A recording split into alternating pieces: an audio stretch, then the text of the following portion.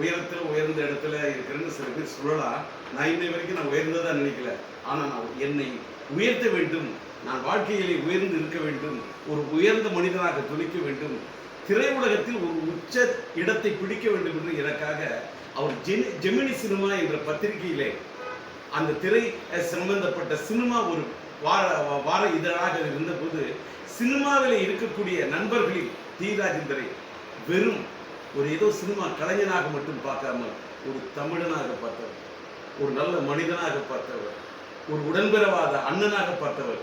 அப்படிப்பட்ட பி.டி. செல்வகுமாரின் வளர்ச்சி என்பது ஒரு பத்திரிகையாளராக பதிவு செய்து அதை போன்று ஒரு PROவாக உருவெடுத்து ஏன் பிறகு புலிப்படத்தின் தயாரிப்பாளராக படம் எடுத்து இப்படி இத்தனை துறைகளில் கால் பதித்து